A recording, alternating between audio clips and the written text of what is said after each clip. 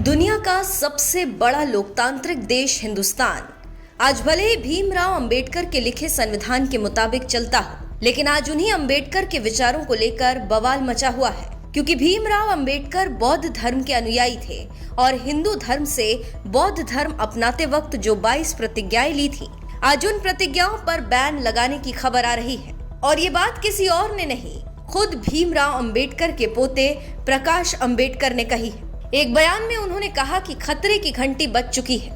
मोदी सरकार बाबा साहेब की 22 प्रतिज्ञाओं पर बैन लगाने की तैयारी कर रही है।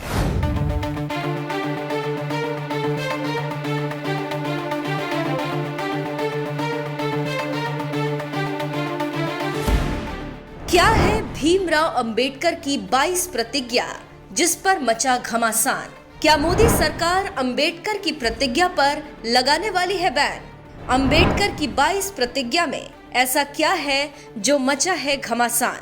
वंचित बहुजन अघाड़ी के अध्यक्ष और भारत का संविधान लिखने वाले भीमराव अंबेडकर के पोते प्रकाश अंबेडकर 5 नवंबर को महाराष्ट्र के नांदेड़ में एक धम्म सम्मेलन का आयोजन करने जा रहे हैं और इस सम्मेलन में सभी अंबेडकरवादियों से शामिल होने की अपील करते हुए प्रकाश अंबेडकर ने बयान दिया है कि खतरे की घंटी बज चुकी है। मोदी सरकार बाबा साहेब की 22 प्रतिज्ञाओं पर बैन लगाने की तैयारी कर रही है। मैं अंबेडकरवादियों से ऐलान करता हूं कि खतरे की घंटी बज चुकी है। वैदिक हिंदू धर्म के प्रचारकों ने जो कहा है उसको बड़ी गंभीरता से लीजिए। गुजरात के चुनाव तक केंद्र सरकार, राज्य सरकार कुछ नहीं करेगी, लेकिन जैसे ही गुजरात के चुनाव का नतीजा आता है, केंद्र सरकार, राज्य सरकार 22 प्रतिज्ञाओं पर पाबंदी लाने की सिर्फ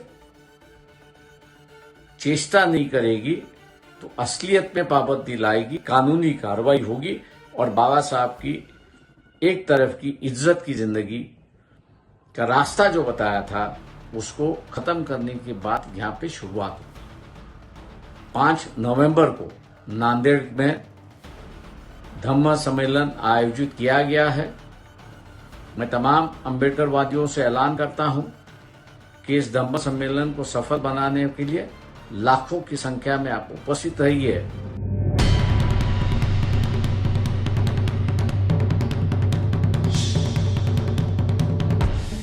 प्रकाश अंबेडकर ने दावा किया है कि गुजरात चुनाव के बाद मोदी सरकार भीमराव अंबेडकर की 22 प्रतिज्ञाओं पर बैन लगा देगी, जिसके बाद से ही इन प्रतिज्ञाओं को लेकर सियासी घमासान मचा हुआ है। ऐसे में आप भी जान लीजिए कि क्या है भीमराव अंबेडकर की वो 22 प्रतिज्ञाएं जो उन्होंने 15 अक्टूबर 1956 को बौद्ध धर्म में लौटने पर अपने अनुयायियों के लिए निर्धारित की थी।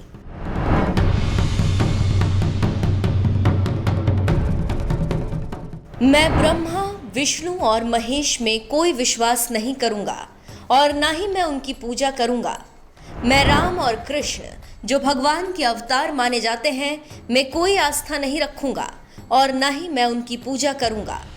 मैं गौरी, गणपति और हिंदुओं के अन्य देवी देवताओं में आस्था नहीं रखूंगा और ना ही मैं उनकी पूजा करूंगा। मैं भगवान के अवतार में विश्वास नहीं करता हूँ। मैं ये नहीं मानता और ना कभी मानूंगा कि भगवान बुद्ध विष्णु के अवतार थे।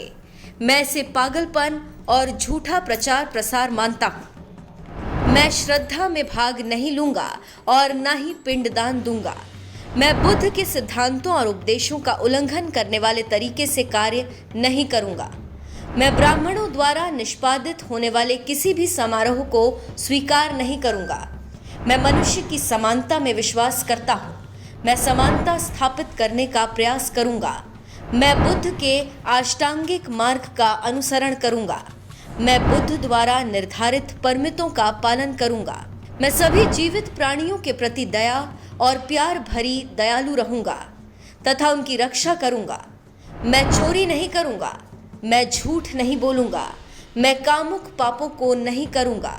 मैं शराब, ड्रग्स जैसे मादक पदार्थों का सेवन नहीं करूंगा। मैं महान अष्टांगिक मार्ग के पालन का प्रयास करूंगा एवं सहानुभूति और अपने दैनिक जीवन में दयालु रहने का अभ्यास करूंगा।